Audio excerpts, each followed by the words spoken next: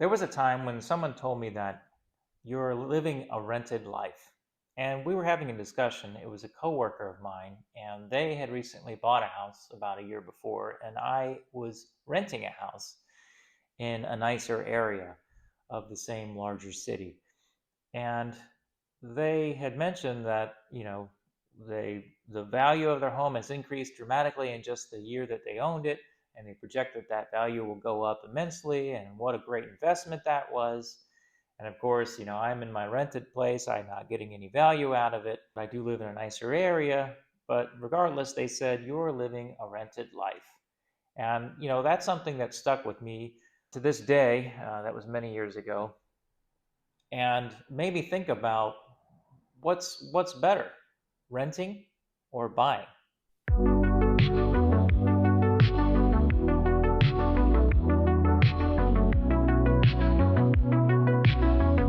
Welcome back to Thinking and Being. Today we're going to talk about something that you may not think is a proper topic for this channel, but I'll get to that point soon.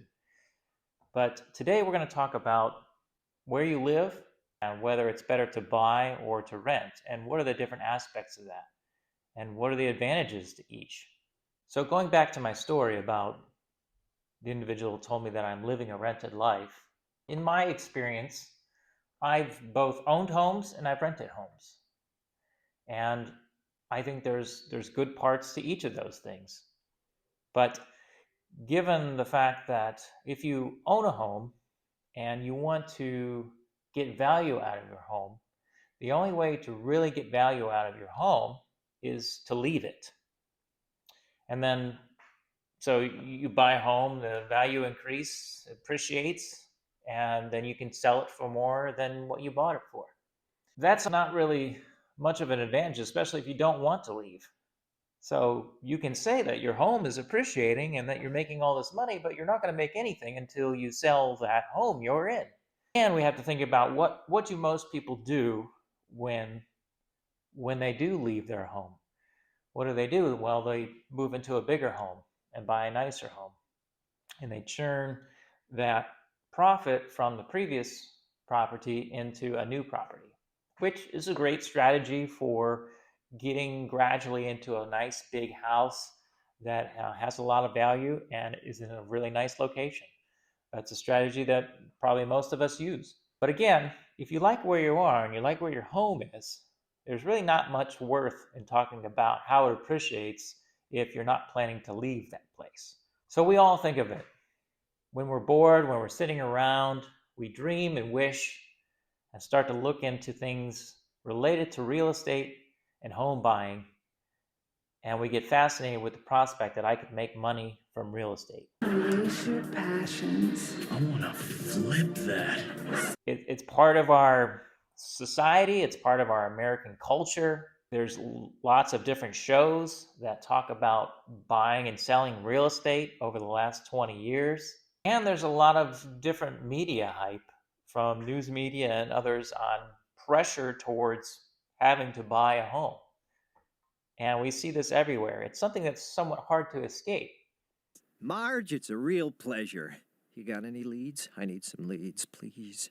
Help me. That's enough, Gil. Don't drag her down with you.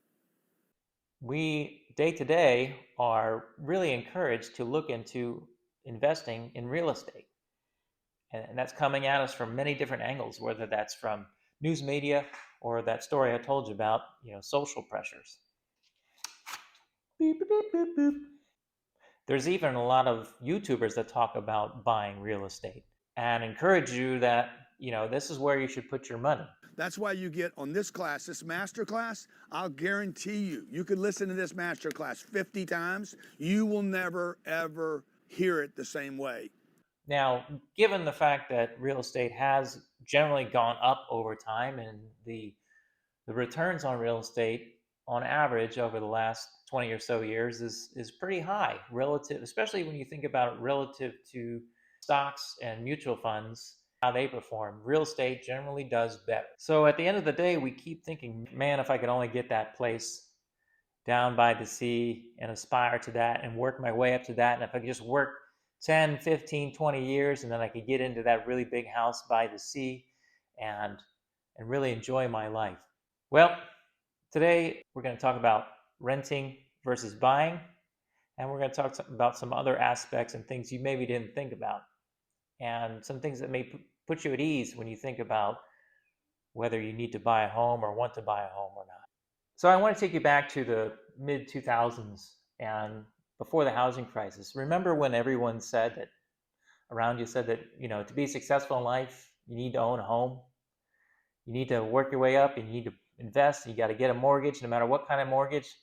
Remember adjusted rate mortgages? Remember that trap that banks would put us in?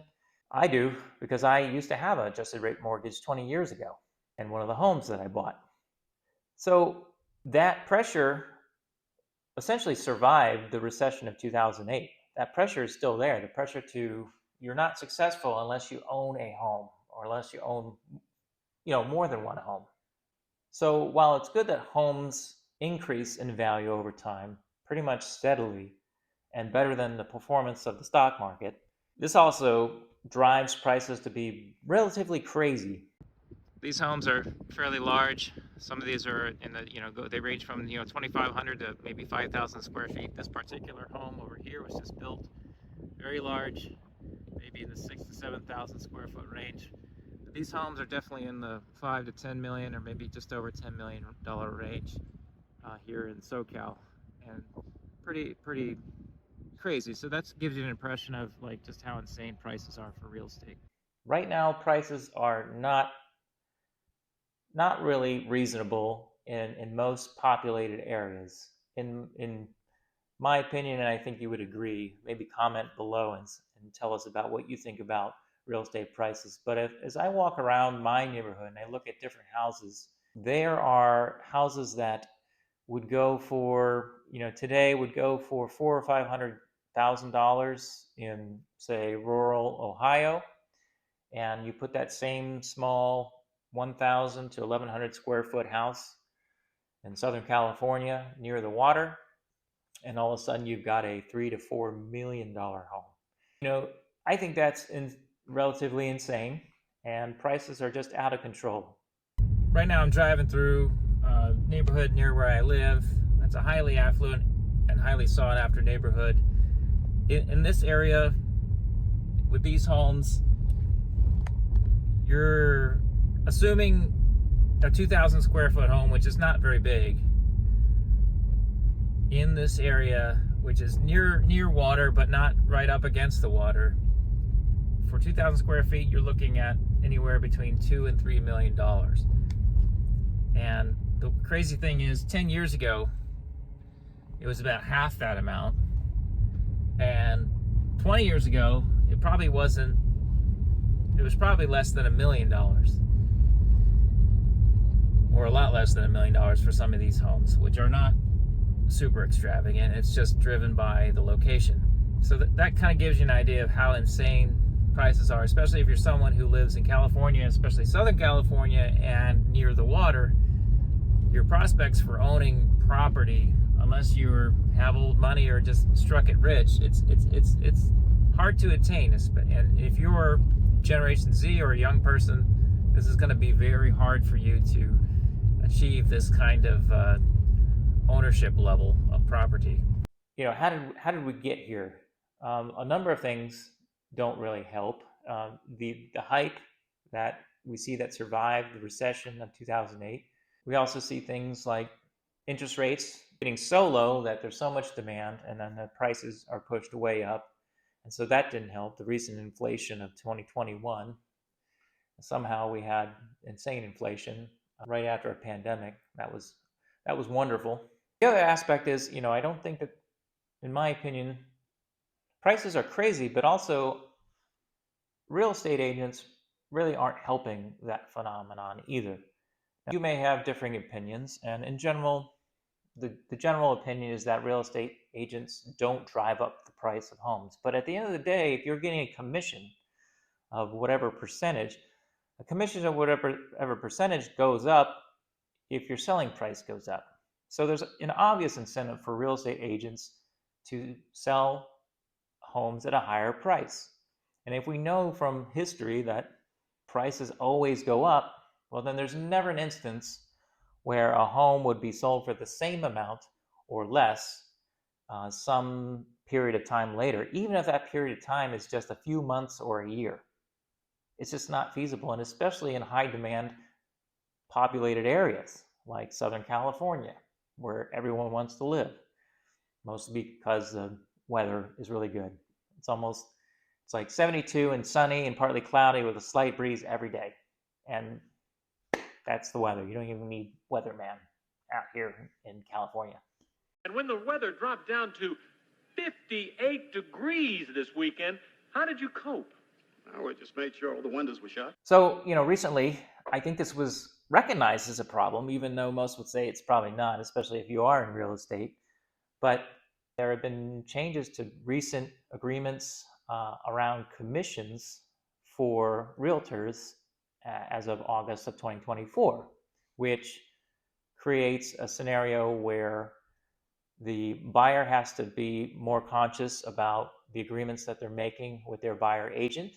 If I look online to get some interesting info about it, it talks about the new settlement impacts buyers by requiring them to directly negotiate and sign written agreements with their agents regarding commission fees before viewing homes, while sellers are no longer obligated to pay the buyer's agent commission through the MLS listing, putting more responsibility on buyers to cover their agent's costs. So what this leads to is potentially more transparency in fees, lower commission fees for the buyer side, and then on the seller side, some sellers may be able to lower their listing price as they no longer automatically are responsible for the buyer agent's commission.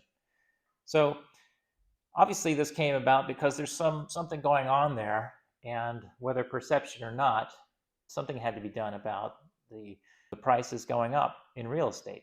So what I really think about, it's not really about me and that story I told you about. I believe that I'm in a good place.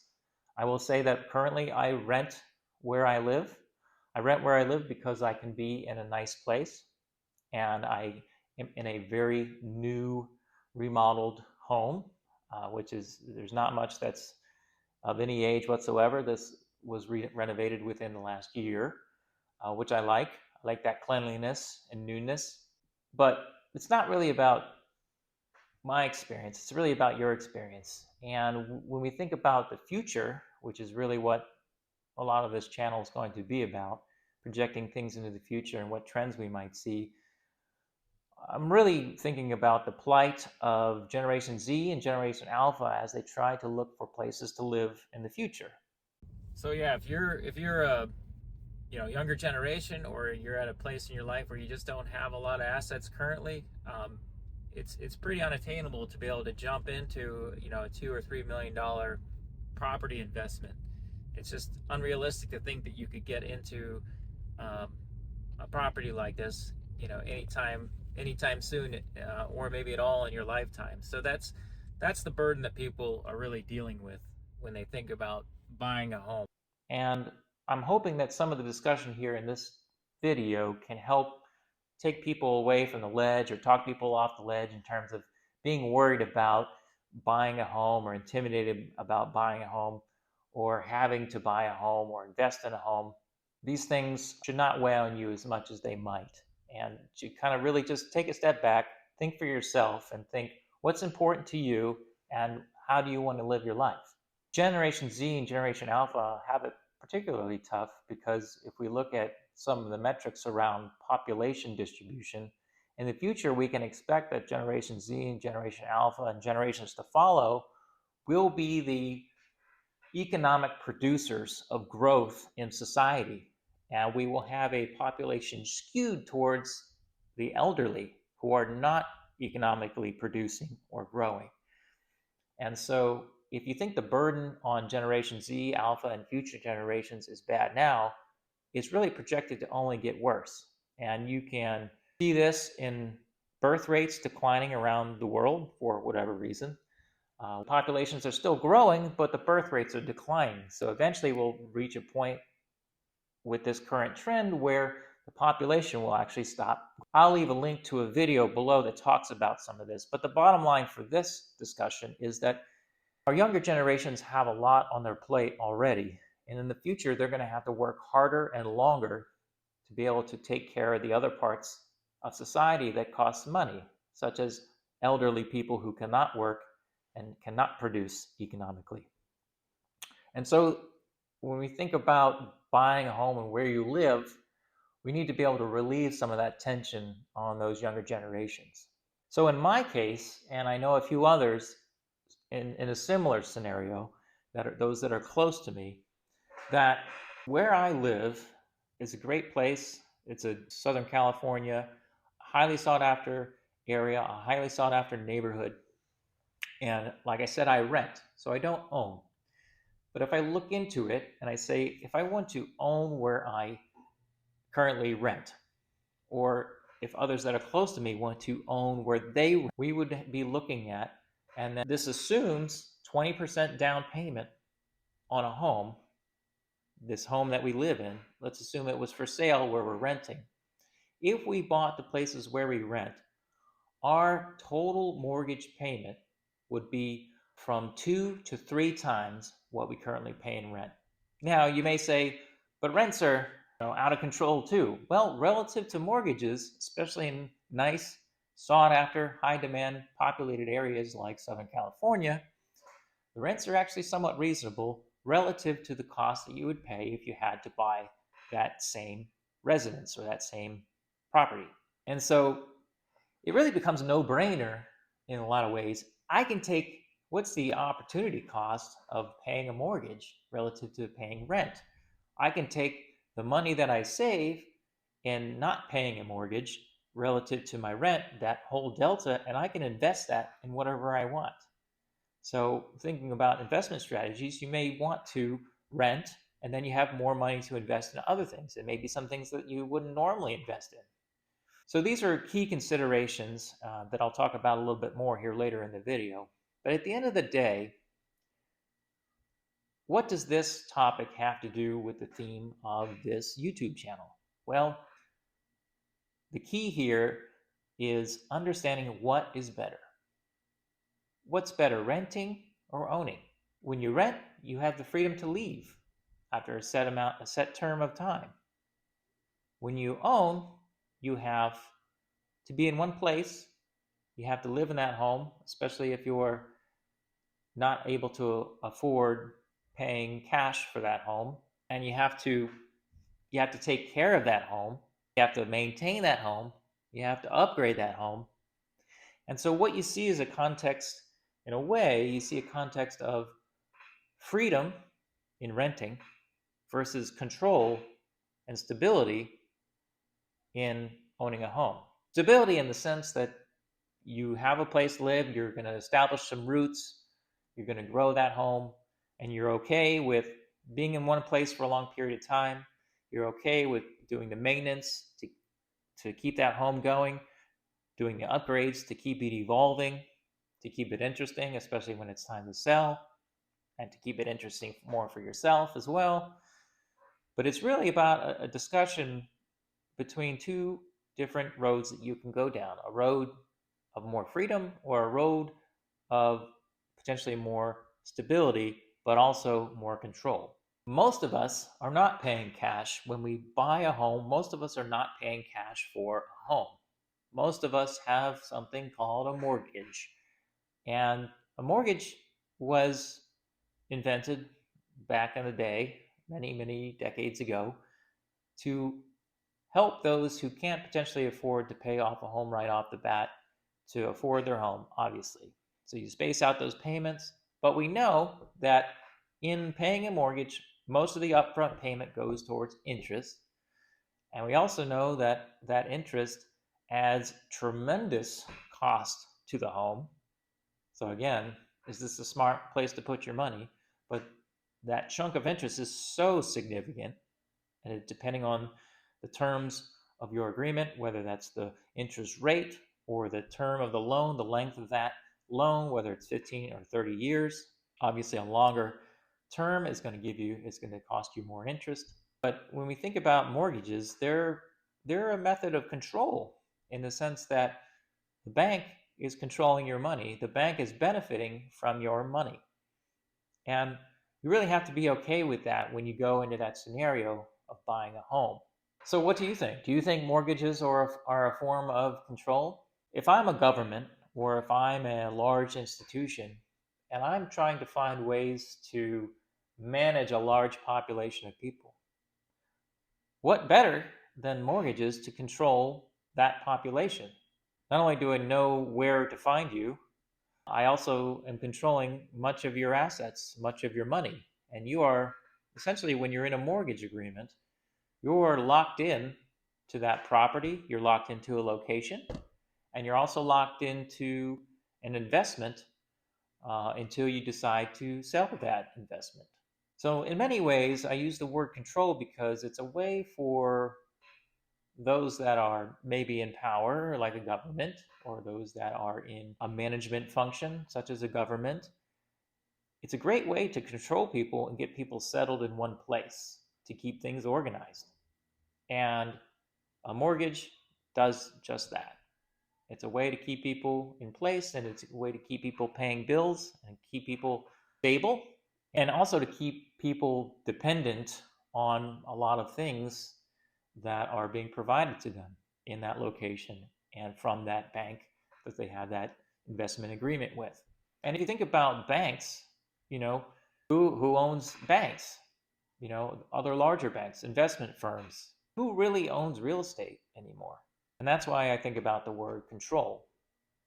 And so maybe you can comment below. What are your thoughts about, are mortgages a form of control? And if we say that you're buying a home, is that a form of control? And does renting just give you more freedom? And also, something to think about, is freedom a financial asset that we take for granted? We don't often quantify freedom as an asset. And are there ways to quantify that as an asset? Maybe comment below about that as well. So it's tough. You know, do you want to be controlled by a bank in a way in owning a home, or do you want to have some more freedom in where you live and what you do and what you tie your name to, and be able to rent and kind of move around? Another way of thinking about control is, you know, even when you do own your home, even if you pay cash for a home, even if you don't have an agreement with a bank, you still have an agreement with your government. Do you own a property if you're paying property taxes on it? Maybe comment below and give your opinion on that as well. I'm not sure. If you keep paying taxes on it, it's sort of like rent. You're renting the land that you live on. Cleaning up my stickies. So let's back up a little bit again and think about the expense of owning a home versus renting. When you own a home, you have the actual insurance of the home that you have to pay for, which is often not fruitful. Insurance, so it's 2025 now. For some reason, insurance is going nuts and denying a lot of claims in a lot of different areas, especially when it has to do with homeowners insurance, especially things that relate to natural disasters. That's maybe another video, I don't know. It's probably out of scope of this channel, but very frustrating. So in a lot of ways, insurance is not a great investment, and a lot of cases people are locked into having to get insurance. So you've got a mortgage, you've got mortgage insurance, you've got homeowners insurance, you have property taxes, you have maintenance of the home, just keeping it up to date. That's something that I really, when I was a homeowner, something that I really didn't really understand how much it goes into maintaining a home, maintaining the status quo of your home. Just things break and wear out constantly. They break and wear out constantly. It's wonderful to wake up and not have to fix stuff in my home where I live. And so right now, while I'm renting, and I'll probably own homes again in the future, maybe soon as well, but I just don't like getting up and having to fix stuff. Things always break, things always wear out, and people totally underestimate this. Maintenance of a home is a huge cost driver. And in addition to all the things I've said before already, not only that, there's upgrades. People don't like to live in a static home. People don't like to live in a home that has the same style for the last 10 to 15 years. They want to change it and they want to upgrade it. So those upgrade costs are even more, a lot more than than the maintenance costs and all the other costs that I've already discussed about owning a home. And these are all things that people take for granted, and they don't put into that cost of living. I'm burping. Oof. Gross, bro. These are all costs that people don't factor in to the cost of living of owning a home. And it really should, if you're thinking about owning versus renting, these all need to be in your spreadsheets as you start to prepare and look at the options that you have and do some comparisons. Because remember, there's that opportunity cost. If you own a home, there's the opportunity cost of all that money that you save in renting that could be invested elsewhere in something else. So you have to run the numbers and see what's better. Now I want to talk about looking into owning a home. There are two reasons for owning property. One is, and we use general terms, and I've used general terms up to this point, but it should be distinguished into two different areas when you think about buying a home. One is to be your home. One is you're buying a home because you're going to live in it. So let's just call that buying a home.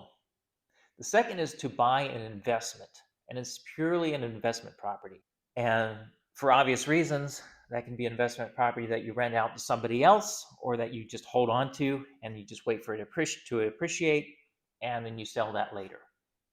But those are two different reasons for buying a home or getting involved in some kind of mortgage or agreement with a bank. Many of us, especially those with less resources, we try to take on owning a home with both objectives in mind. And really, both objectives at the same time don't really work. Because again, what I said in the beginning of the video, for you to appreciate and get the value of the investment of your home, you have to leave it. You have to leave that home. You have to sell the home. And maybe some of you do this every 2 years and you love it. Fine. Great. But if you like where you live, you shouldn't want to leave it. So think about that. Think about buying property, buying a home in terms of two things. One as a home and the other as an investment. When it comes to owning a property and, on the investment side, I think there's a happy medium that we can reach that many of us do already and think that I've done in the past and I will do in the future, which is owning a property but renting it out to somebody else. Because we know that there are many federal tax benefits of this scenario, including being able to deduct your mortgage insurance and being able to deduct your property taxes, and other aspects, being able to write off trips to go see your rental property, being able to write off certain maintenance to a rental property. Actually, you can write off a lot of maintenance and deduct that from your income.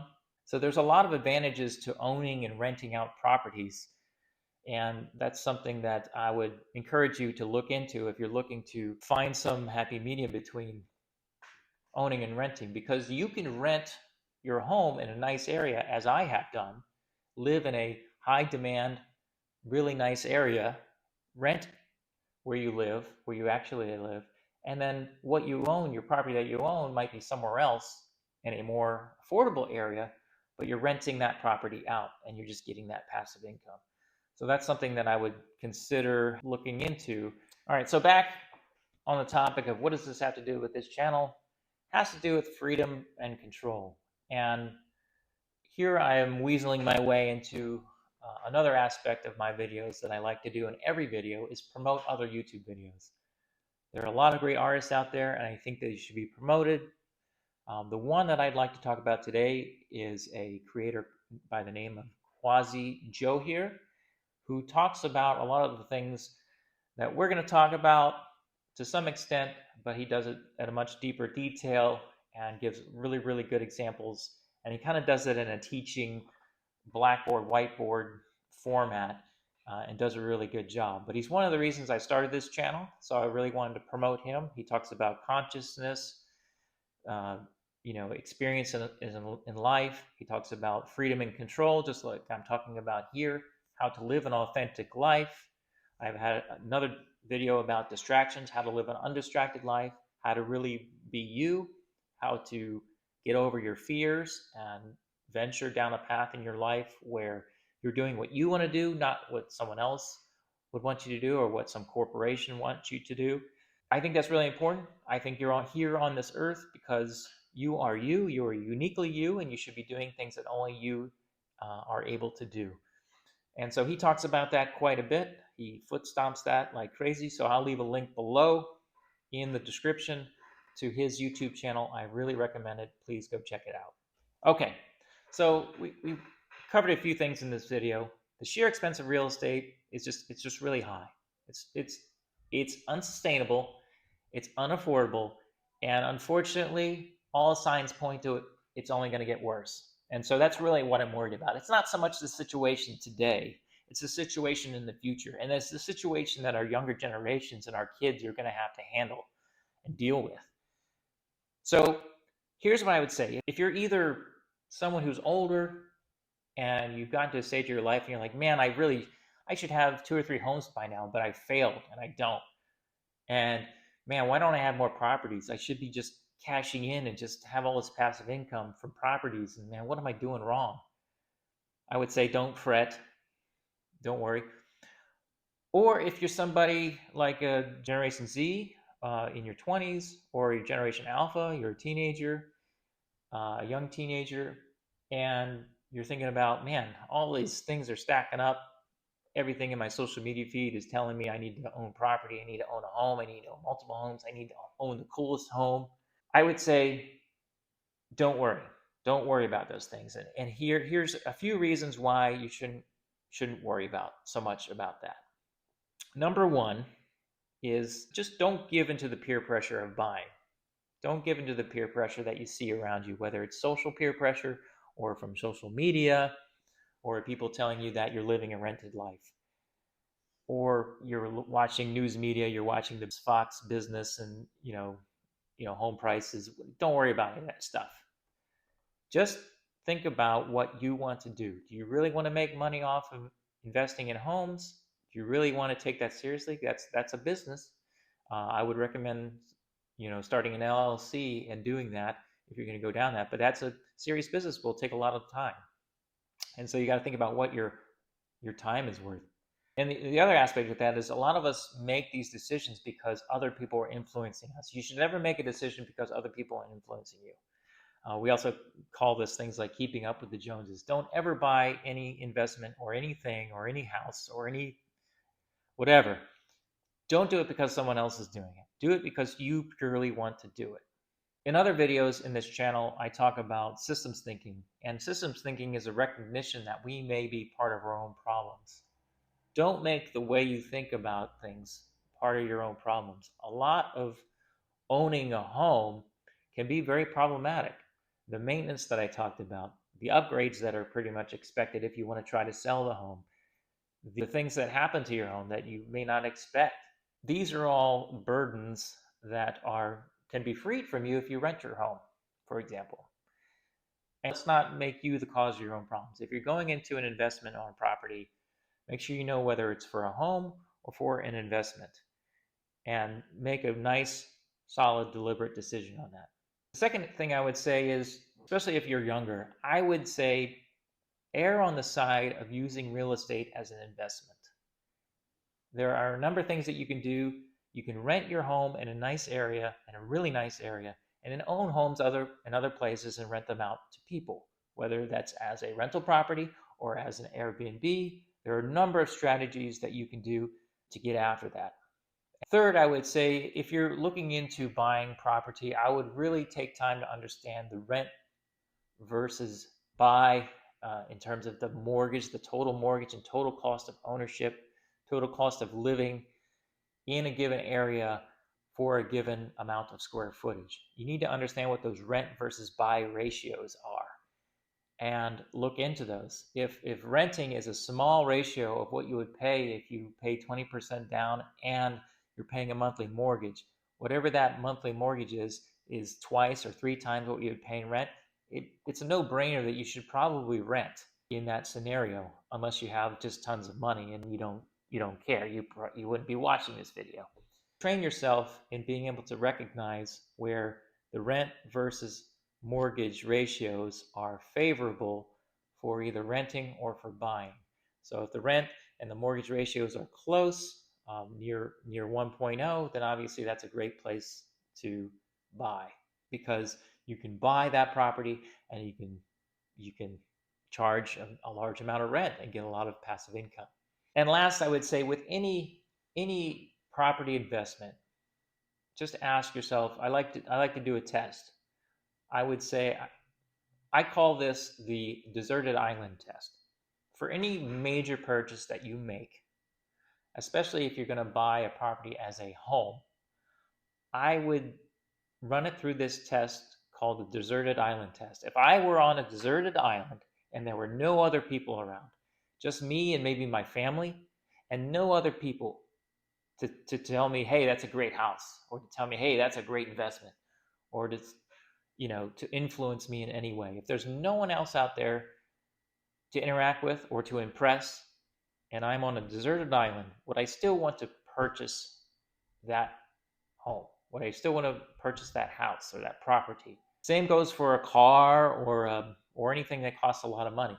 Would I still want to make that purchase if I were on a deserted island? Put yourself through that test and see what you think, and see if you're really buying something for the right reasons. It has to be because you really want it, especially if you're going to use a property as a home that you're living in. And the other aspect of buying a home is that when you buy a home as a home, most of the time, 90% or more of the time, you're buying a home that somebody else designed and that somebody else made for them. And so not only that will it be an automatic expense to upgrade it or change it the way you want it, but it was never something that you intended. So growing up, I did a lot of drafting and architecting. I was fascinated with architecture. I was always thinking about how to design homes and living spaces. If I'm going to spend a lot of money on a home, really, I would prefer to design it from scratch if I really could. And that's something I aspire to as well. And I think it's not the ownership of real estate or the fact that you own multiple homes. I think that's a great thing to aspire to. If you can aspire to in your life to make a goal to design your own home from scratch the way you want it, I think that's a great goal, because then you're living in something that is truly your home, that you value, and that you really value the design of. So at the end of the day, if you don't own a home, don't worry. That's the message of this video. And you got to look at the context, the two paths. So in a way, there's two paths you can go down. You can go down the path of freedom, of more freedom, or you can go down the path of more stability and control. And it really depends on your situation, which way you should go down. If you go down the path of buying a property, again, you can take a property as a home, as a true home, which is hard to do, or you can take a property as an investment. But I don't recommend trying to do both at the same time, because there's a two sort of orthogonal objectives in owning a property. So I want to say thanks for having your attention for this video. This is really about living your life the way you want to live it. And thinking and being is really about, how am I living my life, and then reflecting on that, and reflecting on comparing how I live my life with how others live their lives, and am I doing the things that I really want to do. This channel is going to talk about a lot of different things. It's going to talk about different ways of thinking, critical thinking, systems thinking. It's going to talk about consciousness, spirituality, physics, maybe delve into some aspects of quantum physics. And with that, thanks for watching. And in the meantime, until the next video, keep thinking and being, and do not go gentle into that good night.